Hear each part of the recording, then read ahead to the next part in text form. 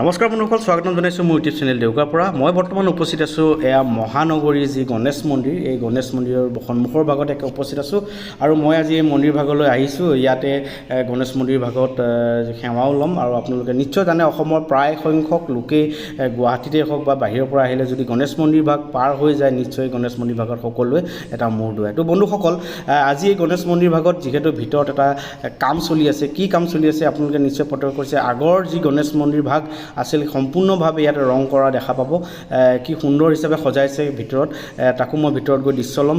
ইতিমধ্যে আপোনালোকক মই দেখুৱাইছোঁ এয়া গণেশ মন্দিৰ সন্মুখৰ ভাগ।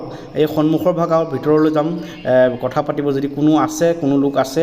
ইতিমধ্যে মন্দিৰ ভাগ বন্ধ হোৱা দেখা পোৱা গৈছে, তথাপিতো মই যাবলৈ চেষ্টা কৰিম। যদি কোনো থাকে নিশ্চয় কথা পাতিবলৈ যত্ন কৰিম। তো চাই থাকিব ব্লগটো, কেনে হয় কমেণ্টত নিশ্চয় জনাব।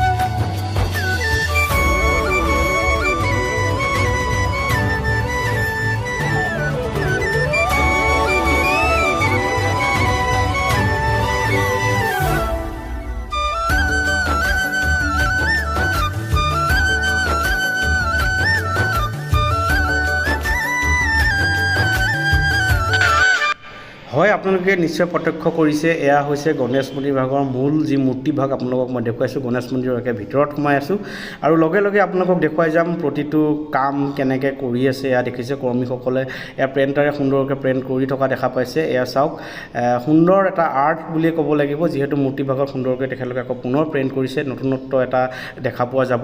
এই সুন্দৰ এই গণেশ মন্দিৰ ভাগ যিহেতু আমাৰ মহানগৰীৰ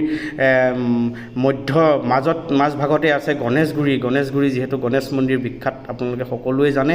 ইতিমধ্যে নতুনত্ব এটা দেখা পোৱা গৈছে। তো চাওক মোৰ ব্লগটো, আপোনালোকে নিশ্চয় আহিব, গণেশগুৰি আহিলে নিশ্চয় এবাৰ সেৱা ল'ব এই গণেশ মন্দিৰ ভাগতে।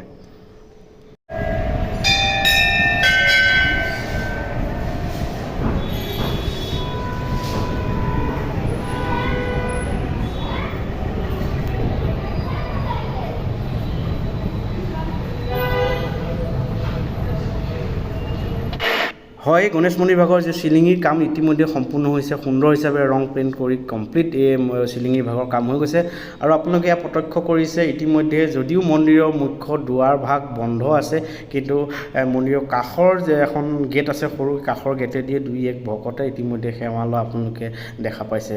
আৰু আপোনালোকে দেখা পাইছে এয়া অনন্ত সজ্জাত বিষ্ণুক দেখা পাইছে। এই বিষ্ণুৰ যিটো প্ৰতিমূৰ্তি ইতিমধ্যে তেখেতলোকে সুন্দৰকৈ ৰং কৰি হৈ গৈছে। আপোনালোকক দেখুৱাইছোঁ মই অলপ। সম্পূৰ্ণ দেখা পাবলৈ হ'লে আপোনালোকে নিশ্চয় আহিব লাগিব। সুন্দৰ এটা পৰিৱেশ ৰং দিয়াৰ পাছত এই গণেশ মন্দিৰ ভাগত আপোনালোকে দেখা পাইছে এই স্থানত ধূপ আৰু চাকি দিয়াটো নিষেধ, আগতেও নিষেধ কিন্তু এতিয়াও নিষেধ। সুন্দৰকৈ আপোনালোকক পুনৰবাৰ সজাইছে এই গণেশ মন্দিৰ ভাগ। আহক সকলোৱে দৰ্শন কৰিব।